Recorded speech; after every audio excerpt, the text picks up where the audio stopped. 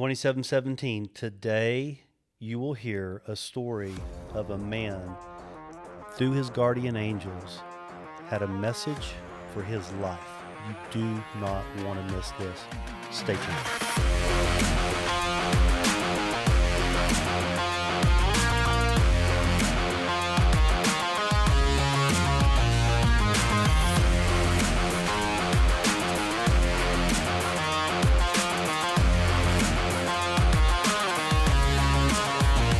Hey guys, welcome to 2717. I am Wade Hagler, and I have Merritt Vaughn. Hello, hello, hello. And my special guest, who's actually one of my dear friends. Love this freaking dude. Just being around him makes me better. And his name is Darren Mooneyham. Darren, thank you for being on the podcast. Welcome to 2717. Yeah, thank you, man. Excited to be nervous and excited. It's going to be awesome, man. Absolutely. Put a fishing pole in his hand, it'll calm him down. Yeah, that's right. That's right. We'll skip a jig. We'll be all right. Get him out in the elements. That's right. So Darren, whenever I thought about having, somebody on, because we've been talking about just the power of God lately on a couple of different podcasts, unpacking, what happened. We just celebrated Easter, not too long ago, and now here, just realizing that power that rose Jesus up from the grave. And whenever he was rose, he told his disciples, "Hey, go and wait, because I'm going to release the power that's going to help you to overcome the world. Holy Spirit is going to come upon you and give you this amazing, outward power." And so they did. They went into the upper room and they waited, and day of Pentecost came, and they were all filled with the Spirit. But that power is what we've been talking about. And I thought about you because, we're going to get into this. We're going to talk about how you grew up and all these things. And anybody listening to this, a lot of you probably know who this guy is. I mean, everybody in town, probably much anybody who hunts or fishes in Texas probably knows who Darren Mooneyham, Madman Or they know Mooneyham his wife. Yeah, or Crystal. Yeah. Crystal's probably just as famous. But he's a man's man. He's a good old boy. He's a no nonsense guy. But what happened in his life just changed him forever. And honestly, it's changed a lot of our lives, just knowing the power of God. Mm-hmm. And so, Merritt, did you have anything you want to say before we dive into this? I'm excited to hear the story, and I'll let you and Wade unpack it, and then if there's a question I've got or something, I'll bring it up. But that's right. Yeah, let's dive into the story. Yeah. So Darren, tell us. So tell us where you grew up. Kind of what'd you like to do as a kid? Sure. Those type of things. Because I know you used to tell me stories about putting a little backpack on and running out and fishing when you were little. Absolutely. And when I was really little, we lived over on Spruce Street. It was kind of the barrio, really. And we used to get our little bikes together, the backpack, and then I'd take a fishing line and wrap it around my grips on my bicycle. Yeah. We'd go fish the Llano Cemetery. Okay. Yeah, it was great fishing. And, not really. Anyway, so that's kind of how I got into it. My grandfather really loved to fish, so we'd go camp out at Meredith and catch, trail around for a walleye and catch some crappie and that kind of stuff. And so that kind of got me really enjoying being out. So as a kid, you kind of grew up loving the outdoors. Yeah. But you also love sports. Yeah, absolutely. And we did an episode on a man or a mouse. And I'm just gonna tell you, he's a man. He's definitely a man. He's a manly's man, and he's very aggressive when it comes to competition, which I think is a beautiful thing. I think we should be aggressive. But so you played some football. Yep, I played all the way through. Starting out the first, I think we were playing flag football back then, and then we went from flag into elementary school, and that was Kids Inc. Yeah. And so we were in the pads with Kids Inc. And then of course middle school, and I was a running back, linebacker, and played everything, punted, and the whole works. And And your girlfriend was a rivalry cheerleader. Yeah, right? That was once I got into Tascosa. Yeah. There's something called Hell Week here in the Panhandle. Yeah, a lot of people know this. Spirit. You got to do the quotes. Yeah, we're not doing Spirit Week anymore. We're old school. It was called Hell Week for a reason. Yeah, it was. And it was Tascosa versus Emerald High, one of the biggest rivalries in Texas. Yes, it was. And maybe in the nation, possibly. And you were one of the star players for Tascosa. And you happened to just start liking this little girl over at Emerald High that was a cheerleader. Sure did. So how did those I dynamics met her in work? 8th grade, believe it or not. In 8th grade? 8th grade, we went on a ski trip. Okay. And, you know, I don't know what they call it in 8th grade when you're dating, but she was dating Barry Bedwell, who's a builder in town. Of course, you know, I know Barry. Of course, yeah. And that was her little boyfriend. You still got an eye on him when you see him? Well, You still got it? oh, yeah. No, I'm joking. No, I love Barry. I love Barry. Yeah. No, back then I'd probably give him a forearm shiver, but now I love him. No, so it's funny because she bent over the seat and took a picture of me in 8th grade. Oh. And her boyfriend, I guess she caught him looking off or something. I don't, Barry, I'm sorry. I don't know if you know this or not. Anyway, but she still has that picture to this day. She still that has is it. Wow, crazy. that's awesome. And so then our senior year in high school, we kind of got set up on the what's a topsy-turvy or the what I can't remember what they called where the girls ask the guys out. Twerp date. What is it called? Twerp. It's called twerp. All right. There you go. And anyway, she asked me out, and I forgot about it. Oh, no. She showed up to the house. You stood her up? Oh, okay. She showed up to the house, dude, and I was like in my shorts and T-shirt. And she's like, "We're supposed to be going out." I'm like, oh, yeah. But I think it worked out to my advantage. How many years now? We've been 36 years married. Congratulations. Yeah, 36 years. Yeah, crazy. Wow, Yeah. I love it, brother. She were married. She was 20. I was 21. We got married. So That's awesome. That's awesome. yeah, and so So fast forward, you did some railroading. Yep. You've done some different things for. But the big thing that you were passionate about was fishing. I mean, you're an outdoorsman. You've hunted your whole life. You've done all these things, and I've done all of it with him. Yeah. And he's awesome. He's taught me so much. He's taught me that fishing is hunting. absolutely. Yeah. When you really depends understand on how to do depends it. on the time of year for sure. Yeah. In the springtime when they're moving shallow, you can literally Yeah. hunt the one you want to Yeah. catch. And that's what you taught me. Yeah. We had Wow. a blast doing it. Yeah.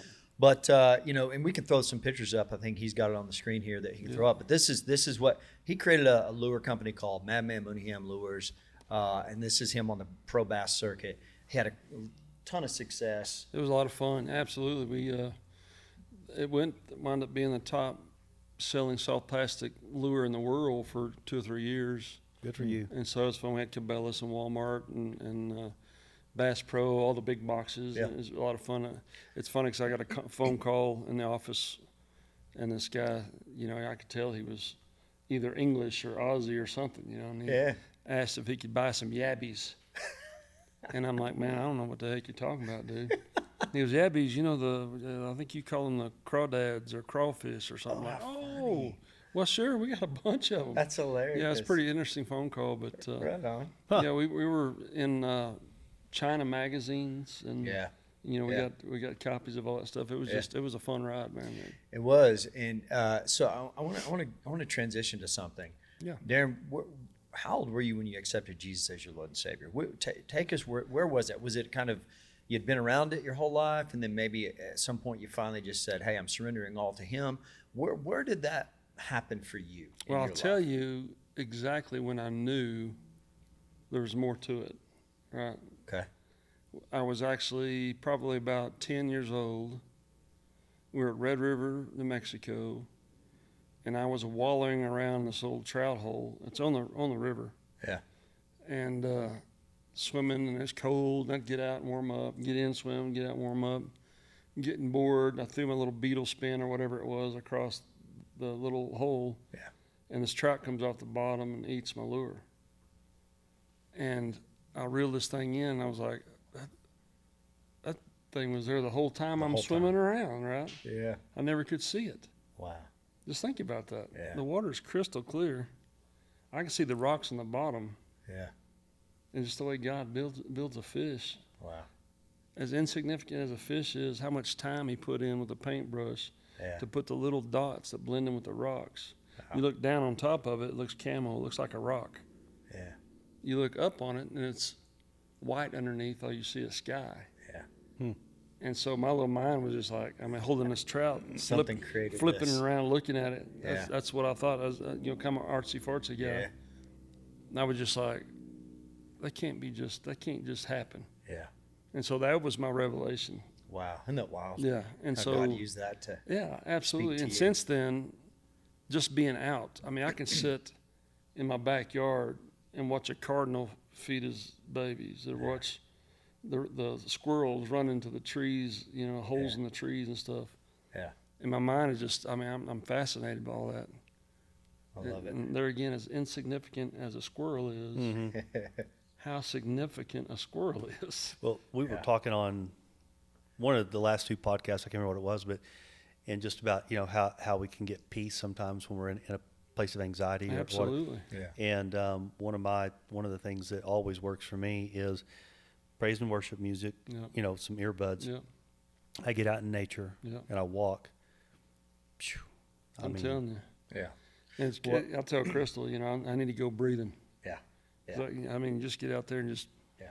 I don't care if you're in the boat, if you're walking around the Oh, yeah. woods, if you're Yeah. walking a little creek and stream like I did when I grew up out around Tanglewood, and, Yeah.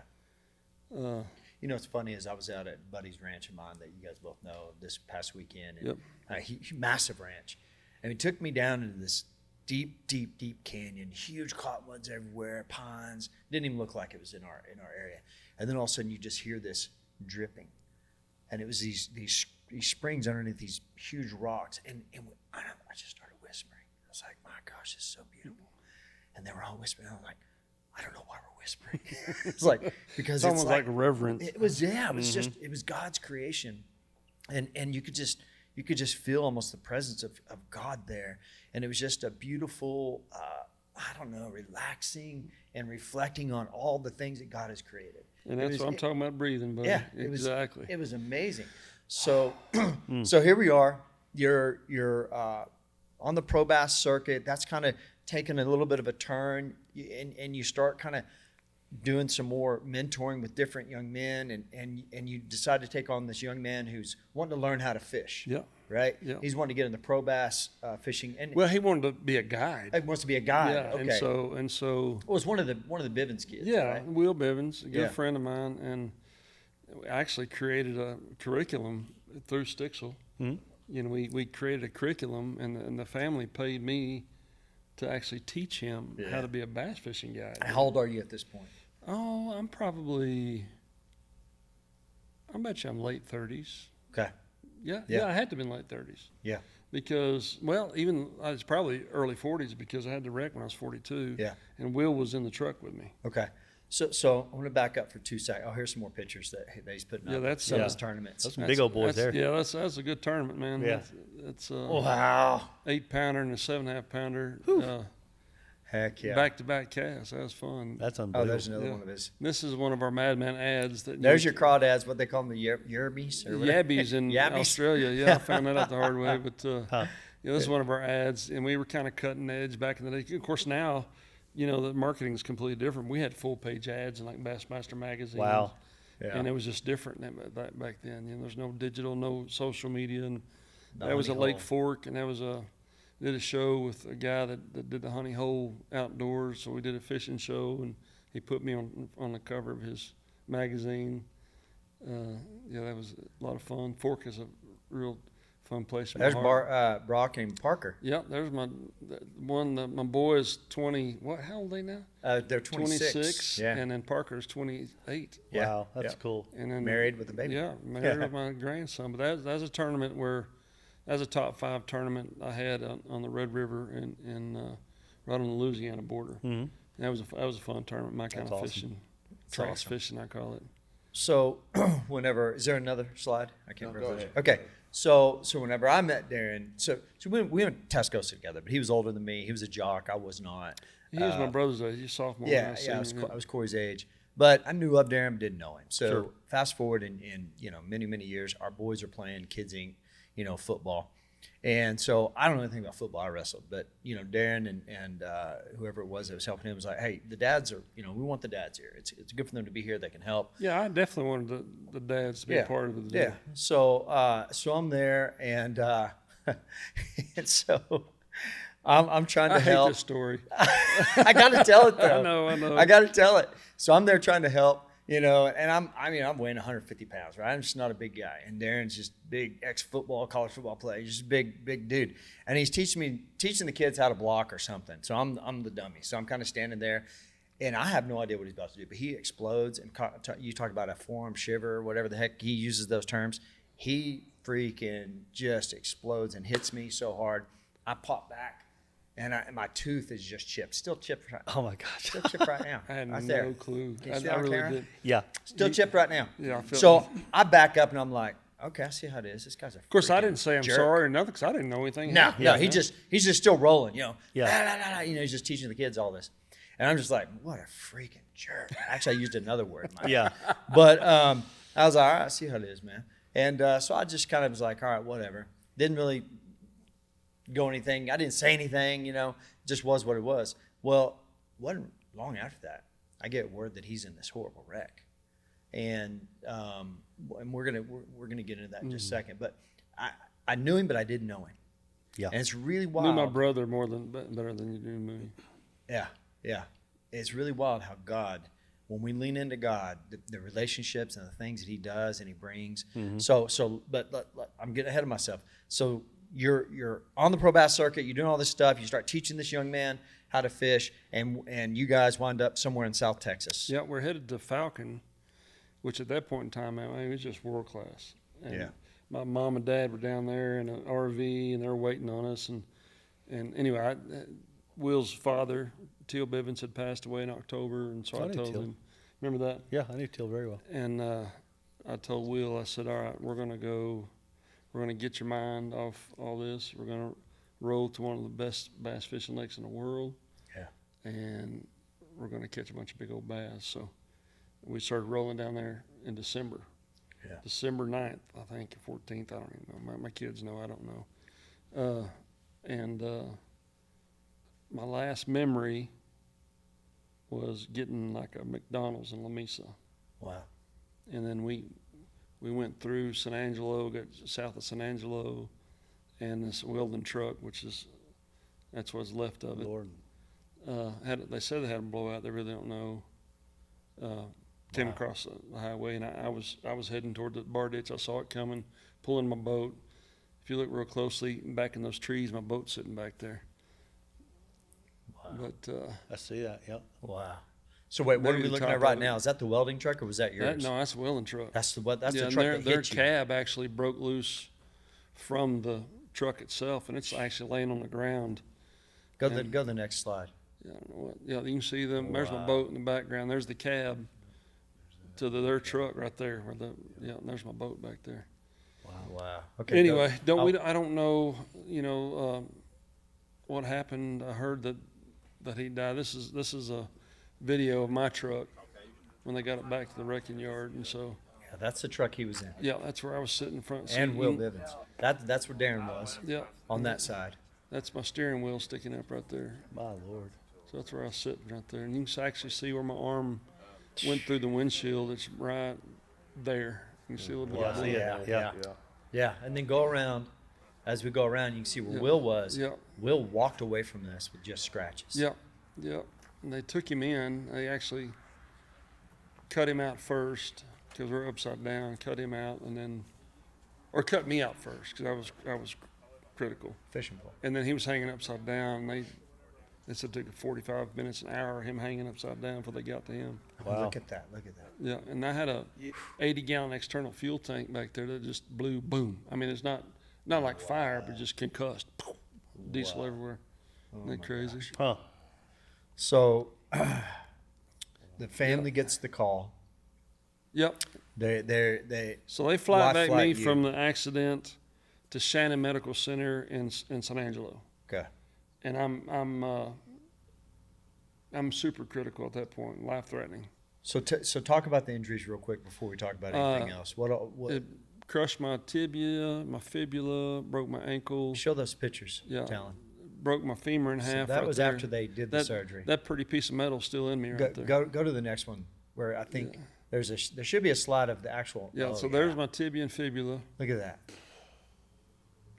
It's supposed to be two bones up there. Yeah. And so that was my lower leg, crushed it. And then And they thought about amputating. they did. And there was a surgeon there at San Angelo that my wife talked to, and she said, if this was your leg, what would you do? Mm. And he said, well, if it was my leg, there's a surgeon at Baylor in Dallas. His name is Freudichman. And that's where I would go because he's done crazy things. Mm. And so that's where we went, man. They fly back another helicopter to Baylor, kicked us out there, and I was there for 3 months. So I find out about this. Yep. And there's just, because all the kids were signing footballs for you. And Oh, all yeah. this stuff. Yeah, sweet, man. And so we start warring. We start praying for him. Sure. And so, I mean, I knew it was bad. I didn't realize how bad it was, but I knew it was really bad. So keep going. So you're having your first surgery. Yeah, they of course the first however many surgeries I was out. They had me in induced coma for 4 or 5 days. Just trying to save your life. Right. Don't move, that Yeah. kind of deal. And so I had an external fixator put on the bottom part of my leg in Shannon. I don't know what they did up here. I don't know if they put that in up here, and I can't remember. Yeah. But then they got me stabilized over 5 days, and flew me to Baylor in Dallas. And your buddy, Kai? No, Steve. Steve Myers. Oh, Steve Myers. Yeah, absolutely. Yeah. He hooked us up. I mean, he showed us love like nobody business. He's a good man. He got us like a double room, Yeah. so the family could come up there and actually stay in the room Wow. with me. That's awesome. Oh, it was awesome. Yeah. People like that, I could probably walk up to him right now. He wouldn't know who I was, but Yeah. what he did for my family, He's a good man. A guy. absolutely. Yeah. It's huge. Absolutely. Yeah, it's cool, man. Yeah. But so got in the room, was there, and I guess, several surgeries. I don't know in total what, but a lot of surgeries. Do you remember praying at all before, at this moment in this? Oh, I definitely would. I'd fall asleep praying. Yeah. And I don't know, it wasn't a lot of out loud praying, but I just would lay there. And of course, I cut my arm bad enough where it cut my ulnar nerve, and I couldn't move my hand. It Yeah, was just I remember. It was like flopper, this. and Yeah. so that really bothered me since I loved to paint and fish and play the guitar and all that stuff. It really, really bothered me. I figured if I had a leg cut off, it is one thing, but you lose use of your hand, that's another thing. Mm-hmm. Yeah. And so, yeah, that really bothered me. And it's just over movement and therapy and all that jazz that I got. Yeah. I still feel like you ever hit your funny bone Mm-hmm. and your hand goes numb. That's the way it still feels. All the time. Oh, yeah. 100% Oh, wow. of the time. Yeah. Yeah. Wow. Where it tingles like that. Huh. But I've got full use. Yeah. Praise the Lord. Yeah, absolutely. 100%. I mean, I'm good. So you did pray on and off. Yeah, absolutely. Okay. I prayed for my family more than I prayed for me because Yeah. it was really, Yeah. I could just see it. I mean, when my daughter and my son came up, Brock was so taken back that he walked up to my bed. He's a little fart back then. Yeah, He's they were probably- 9, I think, 8 or 9. Yeah, 8 or something 9. Like that. And I mean, he turned his back to me and just kind of leaned up against the Oof. bed. Oof. He just couldn't, I mean, You're the hero. you're a man. superhero, Yeah. right, to those Yeah. kids. Yeah. I'm the guy that was doing backflips with them in my arms. Yeah. Walking up trees and doing backflips. I mean, just that guy. Yeah. And so for them to see me like that, it really just put them in shock. It Yeah. really did. Mm. And so now, just the blessing of it all is how you come out of it and how your mind is. Yeah. Thank God it didn't scramble my brain because there were guys there that had a lot less traumatic injuries than I had, and they Yeah. were slobbering on themselves Oof. in rehab, and that really Wow. bothered me bad, man. So take us back. So, Yep. you're Yep. having the surgeries. Yep. How many surgeries did you have before they were going to release you to the rehab? I'm not sure. I mean, it's a bunch. A ton. Yeah, a bunch. So you're in there for how long before you could go to the 1st rehab? 2 months. 2 months. Yep. So you're in this room Yep. for 2 months. Yep. And I Spent think, Christmas there, everything. is that about the time my buddy came and cut your hair? When I was in the hospital, yeah. Okay. That was probably a month and a half, something So like that. Johnny Rodriguez, who we had on this podcast once, cut Big his shout hair. out to Johnny. Yeah, Yep. yeah. Thank you, And, Johnny. but whenever he got done, I called him. I was like, "Hey man, how bad is it?" He goes, "I don't think he's gonna live." He goes, "He's bad, bro." He said I could cut for maybe a minute, and then he had to lay down. Yeah, He was my passing blood out. pressure. He kept yeah. passing out as I was cutting him. I'm like, "Oh my gosh, Yeah, this is man. not good." So you finally get to a point where, hey, we're gonna send you to a rehab. Yeah, You're gonna that get was out. huge. My whole mindset is the harder you work at something, Yeah, and ultimately I had nothing to do with it, right? yeah, I mean, it's whatever the people there, and then my body healing. And thank God I had the mindset of an athlete, of a football player or whatever, that I could look past that. And I'm thinking in my mind, I'm doing a lot better. I'm doing good. Sure. I'm doing this and I'm doing that. I wasn't doing anything. But in my mind was positive that I was, That's a big deal. And it's huge. And so the day they said we're going to move over to the rehab facility, which is literally across the street. Yeah. I'm thinking, a step down, or the next step up, let's go. This is awesome. And so we go over there, and we have a full day at rehab, and I'm worn out.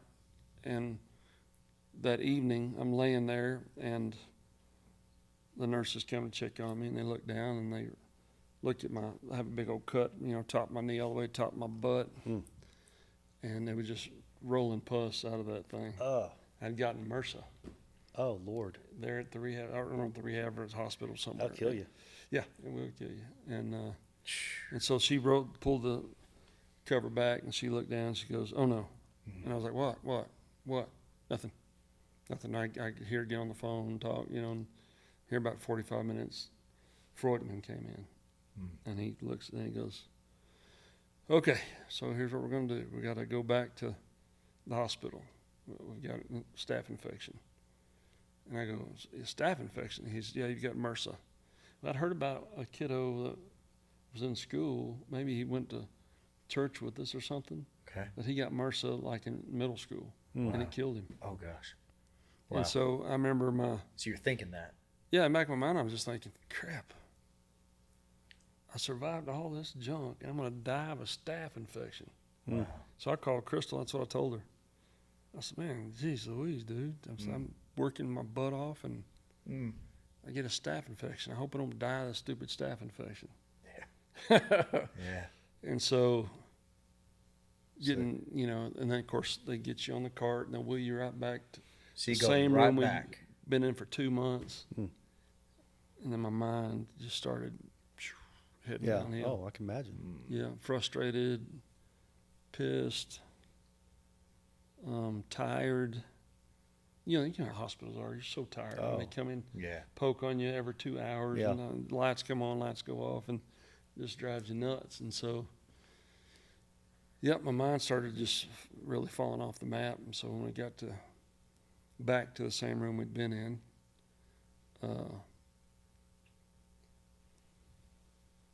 you go to bed. Of course, you're half asleep the whole time because you're drugged up. But anyway, I go to bed, and in the middle of the night, somebody turned the stupid light on, right? And so you wake up, you're irritated. They got to do what they got to do, but you're irritated. And I look up, and there's nobody in there, but there was somebody in there. There was 8 angels standing in my room. Wow. I can't.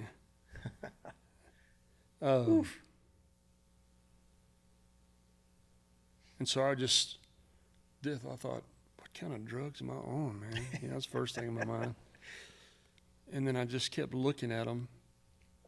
And there was a television in the corner of the deal, just like that one out there, but it was in the corner.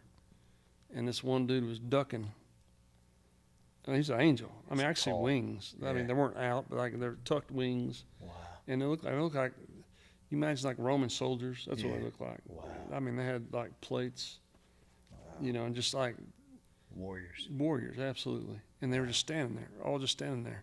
They were tall. Looking at, oh yeah, they're huge. 8 or 9 foot probably.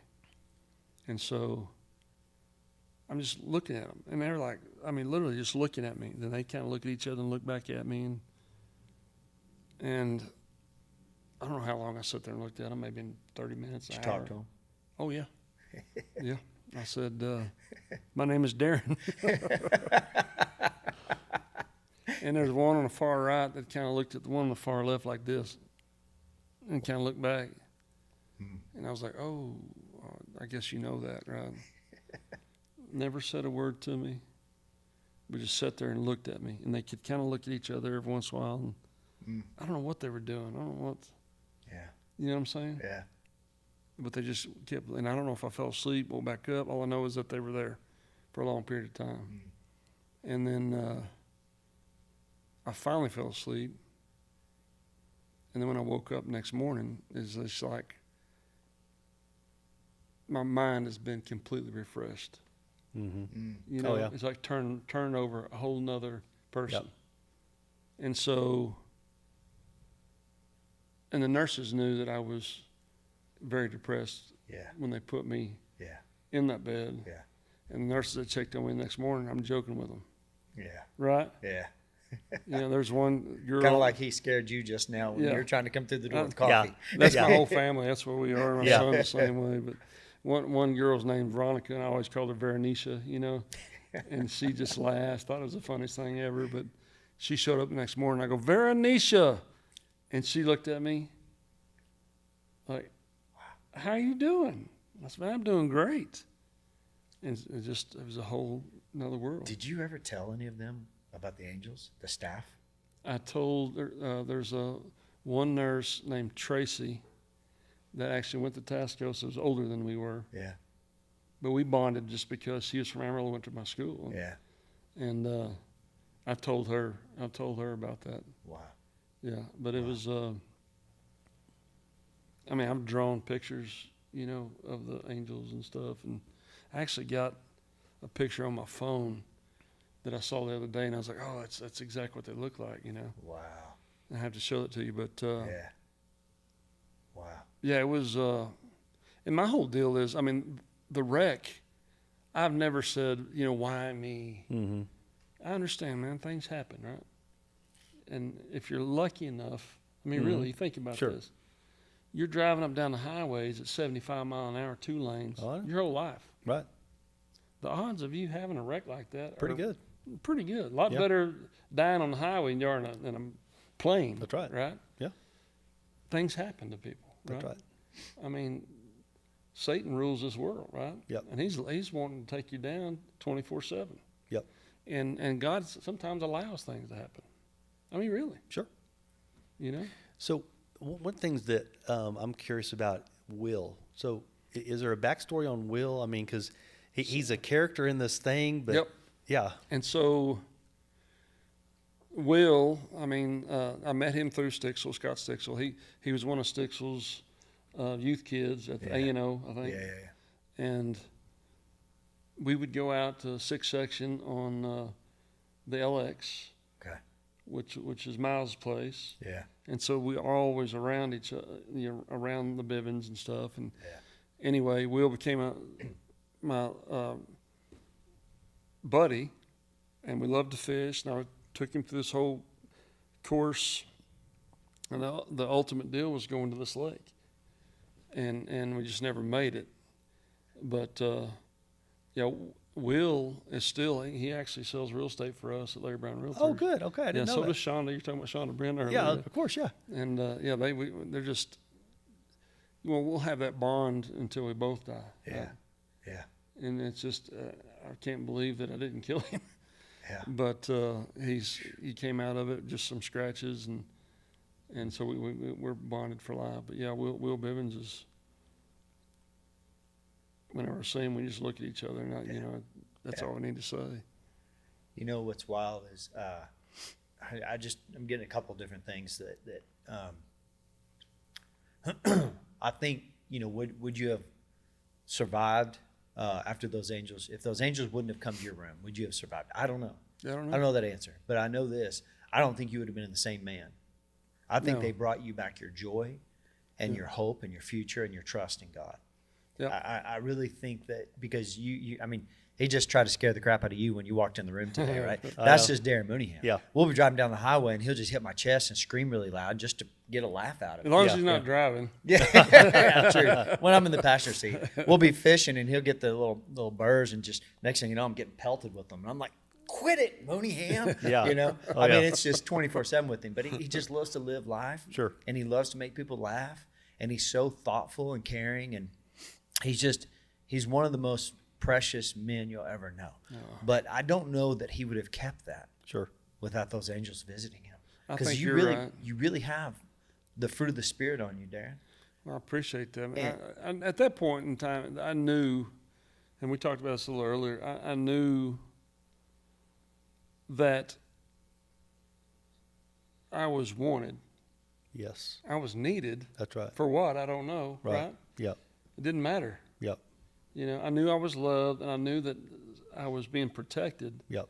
From what? I don't know. Yep. And so, instead of saying, why me, my whole deal is like, what's next? Let's roll. Come on. I've said that You've always said my whole life. Let's roll. Yeah. Come on. And so at that point in time, you know, I woke up the next morning.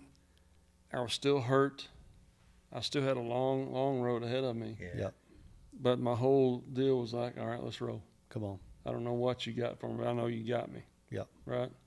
Yeah, the word I keep hearing over and over in my heart is purpose, right? Yeah. I mean, we all have a purpose. I mean, we know that God's created us on purpose and Absolutely. with purpose. But sometimes it takes something like a life-threatening event, and you come out of it and you go, okay, God, whatever's next, I'm ready. Yeah, absolutely. Let's roll. Yeah. And the other thing that I really got out of it was like, okay, you need to let the people that you love know, Come on. right? Yep. I mean, really. If you got a friend, you got a family, don't ever let them walk out the room and you go, hey, bud, love you. Yeah. Yep. How often I tell you that? All the time. Yep. It's from that wreck. Yeah. I've shared this on the podcast. My oldest daughter, we were having a conversation a couple years ago, and because I'm that guy. Yeah. I love you. I tell Yeah. everybody I love them. And she said, do you ever think that that's just becoming habit, like, because you say it all the time? You say, I hope so. Well, this is what I told her. I said, baby girl, one day that'll be the last time I tell you I love you. Yeah. Yeah. And I don't ever want to leave an opportunity Yeah. without you hearing Dad say I love you. That's good, man. I Yeah. mean, that's a great place to be. Yeah. It took me nearly dying to realize that, hey, I need to tell people. You know, I need to let them know what they mean to me. Yeah. Yeah. And so, So after the wreck, you come back yes. and life is different. Yeah, I mean, for the 2 years, it's real different. Yeah. Now I call it the new normal, right? I mean, Yeah. the last time I ever ran Yeah. was before the wreck. Now I do like what gorilla shuffle. I don't know what Crystal calls it, but I'm still pretty quick off the line. It's just 3 steps in, I'm no good.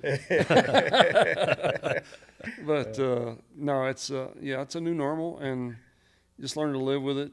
You know, I'm left leg's a little shorter than right leg, so my walk is different, my gait is different. Yeah. Things hurt differently, you know. The fronts that come in and leave, the high pressure, low pressure, I feel all of it because all the metal. Mm-hmm. Yeah. But Going through an airport's different, I bet. oh yeah, they love me at the airport. Beep. Now, excuse me, sir, you're gonna have to get out of the line. You're in that line. Yeah, I do it all the time. Well, you know, your philosophy of let's roll is truly who you are, Darren. I've gone on countless adventures with you. Yes, sir. And most of them, my butt is puckered. So this guy rolls, and he rolls hard still. And you're living life, brother. Man, you got to, dude. I mean, I can sit on the couch and hurt. Yeah. You know, you're gonna ache. Yeah. Or I can get my butt up Yeah. and live, and I'm still gonna be aching. You'll never know it. Yeah. But we're gonna have some fun, right? We're gonna Yeah. live life to the fullest. Yeah. You know, and I'm like I say, I'm too old to be running 40s now anyway. Right, who cares? That's right. Right? As long as we can walk and get That's there, it. I don't have to be That's it. running down the side of the mountain like he used to. We can just walk. Well, when we were in St. John together, we were down there for a guy's trip. We went fishing and Oh, yeah. hiking and all this cool stuff. Adventure after adventure every day. And one day we got back and we were having dinner at this restaurant, and we both kind of put our feet up because we were hiking and doing all kinds of crap all day. And I swear, man, his ankle was this big. I'm not exaggerating. It was Yeah. the biggest thing I ever seen. I was like, oh my gosh, bro. Yeah. We took a picture. Oh, yeah. I just wish I could have given that to you, Tal. But it's just crazy. But no, one time did he complain. Mm-hmm. Never heard him complain one time. I mean, look, One time. when you start complaining, people start turning their ears off, right? Nobody wants to hear that. I mean, what difference would it have made if I'd have told you, dude, my leg is hurting? Yeah. You'd be like, oh, I'm sorry. Okay, let's walk to the next point, right? So you just roll. Yeah. Let's roll. I love But that's a lesson. But that's a whole podcast right there. that. Is a podcast. Because Man, I'm telling you, some of the people I've respected the most in my life, my mom was one of them. Rheumatoid arthritis. She had her fingers. I mean, they were all pointed every you which see 'em all way. crooked. And Probably she never complained a lick, did she? never. Isn't that amazing? I Never. know that hurts. Yeah, and I'm starting to get a little arthritis. That hurts. She served my daddy, and always joked around that, I didn't have anywhere else to go, right? But if Mom would have packed up and left, I would have gone with her because my dad was a bear, man. There was a lot of years where he was a tough dude, but my mama loved him and served him, and then their latter years were beautiful. But people that go through tough, I'm talking tough, and don't complain. It's just I've got a special respect for somebody like that. So just Especially hearing that story, especially when you live with it, your mama was hurting. that's right. Yeah, exactly. Yeah. And none of our family really had ever gone through anything. I mean, of course, uncles removed. Like my mother's uncle, they were killed in front of her and that kind of stuff, shot to death. But I've never really had anybody that was immediate. Yeah, that was hurt like that. That kind of crippled a little bit. Yeah. So Yeah. it was all new, but no, it's. Back to the angels. I wonder how many people have seen angels. Like I don't know. I mean, I'm trying to think. My wife says that she saw some wings one time during the praise and worship. I don't know if she saw the actual angel, but she saw wings behind the preacher. So there must have been a guardian angel behind him or something. But have you talked to a lot of people that have seen angels like this? Talon has. Yeah. Talon. I think it's an awareness thing, Wade. I think that Holy Spirit angels, I think they're all around us. I think it's just a matter of us, I agree, an awareness 100%, thing. Man. Why does God choose to reveal some to some people? That's an interesting question. Because they're here, right? I think He reveals, but I also think you were in a place to receive. I was definitely. You were as raw could be, and I think sometimes that's the other thing, man. I'm not that guy. Yeah, and I've told you that before. I know. I'm not the angel seeing guy. I'm like, you seen them? Great, good for you. Yeah. I just wasn't. I've never been the God. Lord, please reveal angels to me. I just would like to see your correct. I mean, it just never was me, and that's where I was so shocked. Yeah. And thought I was on drugs. Yeah. Right. Because what are we doing here? Yeah. Well, Gideon, he was down in a hole threshing wheat, trying to avoid everything that God was telling him to go do. Yeah. And was it an angel? I can't remember. Somebody told him get out of the hole and get up. I mean, who came to Gideon? It was the voice of God. I mean, I think it was an angel that came to Gideon and told him get out of the hole. Yeah. You're supposed to go lead the army. I mean, God's calling you to lead the army, and He's down here hiding. What? Me? Yeah. That's exactly what I felt too. Well, me? What? Yeah. When I look back, that's how I feel. Why me? Well, so I'll finish the rest of the story because I talked about Darren, basically pissing me off by hitting me in the mouth in front of all the kids. But whenever he came back, I started coming over and just hanging out with him. But we there was a special bond that God did there, and we spent a lot of amazing time together. And I just learned who you were and your heart for people and how much you love them, all people, and you just truly do love them and you serve and you show me how to be a light in different ways than I had ever really done life before. So, dude, that's amazing. I'm thankful for our friendship, brother. Absolutely, 100%. It amazes me that I'm the guy sitting here and you're talking about it because, I think of myself as this old redneck goofball that sometimes doesn't control your mouth. Yeah. The things that you say. And I know I say a lot in my brain when it comes out. You're like, I shouldn't have said that. Sounds like Peter. Yeah. Oh. Sounds like Peter. Yeah. My wife and I have had that conversation. My middle name is Paul. Okay. And she's always saying, you should have been Darren Peter. Because me and Peter are a whole lot alike. I'm the dude with the sword chopping the ear off. I'm like, Jesus going, no. Yeah. That's not what I'm talking about. Yeah. Put your sword up, Peter. Yeah, exactly. Exactly. I'm the Peter for sure, man. Yeah. It was an angel. I just looked it up real quick. It was an angel. It was an angel, Lord, that talked to Gideon. Yeah. Wow. That's awesome. So that's I awesome. think angels are all around. So we started off and I introed with a statement. I want to make sure before we wrap, What was the statement? Because we've talked for a long time. I don't remember how I introed, but you told me this is kind of the what I got from exactly from the angels. Really, it's is that they've got my back. Yep. Right. Yep. And that's the reason they're there. We got your back. Yep. Yeah. Now you go get them. Right? That's right. Let's roll. Let's roll. Yeah. Okay. And that was the whole gist of when I look at the whole deal and the way I felt the next morning and the way my mind was completely renewed. It was like, okay, we got you. Mm-hmm. And we got you. Yeah. Right? Now for sure we got you. Right. Yeah. And so now you go get them. Come on. Yeah. I love that. So, I mean, does that mean that I'm a perfect human being? Absolutely not. I'm not even close. But I tell you what, if you're my buddy, you'll know every night that I love you, and I'll fight to the death for you. I love that. Yeah. That's just the way God built me, man. Yeah. Well, and that's just a mirrored image of Christ, right? He did fight to the death for us. He did. And he gave his life for us so that we can have a victorious life, even in the obstacles, in the storms. Yeah. Unbelievable storms that you faced. As we turn to him, he writes us a new story. And he wrote you a beautiful new story that I believe the best is yet to come for you, Darren. I think that God is going to continue to use. You might think this testimony is something simple. Yeah. But brother, your testimony is going to change men's lives all across this state. Oh, man. I believe it. I believe it. I'm telling you, if he wants to use me, I'm all in. Let's go. Amen. Right? Amen. Well, brother, thank you for coming on. Absolutely, man. Thank you for having me. Yeah. Well, hey, 27:17, the angels, the Lord, have your back. Yes. That's right. And here's the deal. Let's roll. Whatever he's called us to do, let's roll. Okay. Believe me, they are real. Yeah. Real as let's you make and it me happen. sitting here right now. I promise you. Amen. Okay. Amen. Right on, guys. Y'all have a good one. Peace out. Love you.